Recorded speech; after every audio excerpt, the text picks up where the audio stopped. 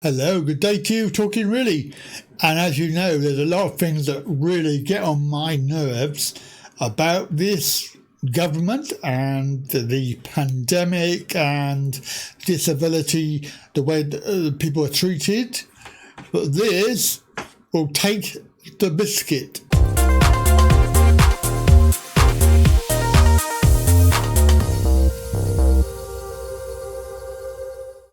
So, you remember, I've already discussed it once this week.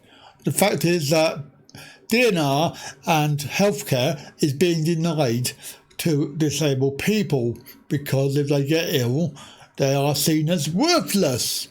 Well, on the 3rd of April, the orders came from NHS England telling all primary care, community trust and acute CEOs that any decisions on treatment for people with learning disability or autism should be made on an individual basis. You would think so, wouldn't you?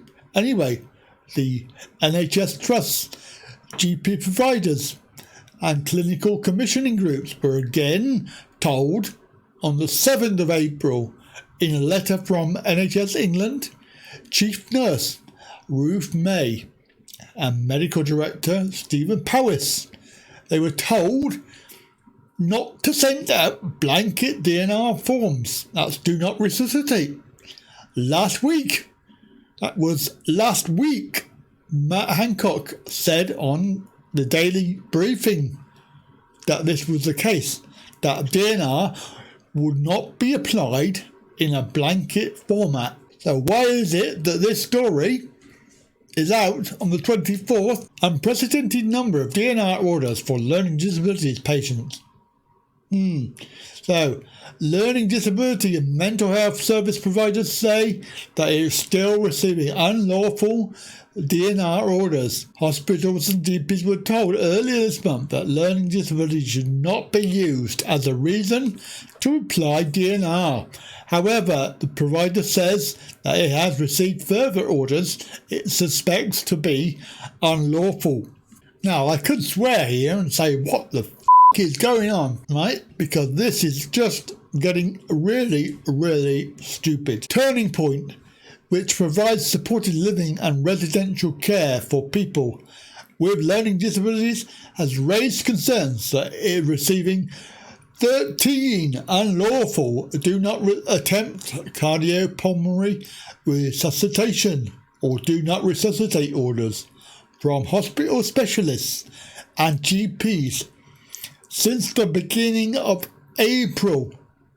Half of these came within the last week. The provider said that the orders it usually receives, around 12 in a year, would require a legal challenge. Turning Point, which operates facilities across the country, plans on challenging the lawfulness of the orders, which it said appeared to be carried out without consultation of patients or families. These orders came despite NHS England on the 3rd of April informing everybody that the requirement was that they should be on an individual basis. On the 7th of April, the letter from the chief nurse, and then Matt Hancock on the telly last week telling everybody.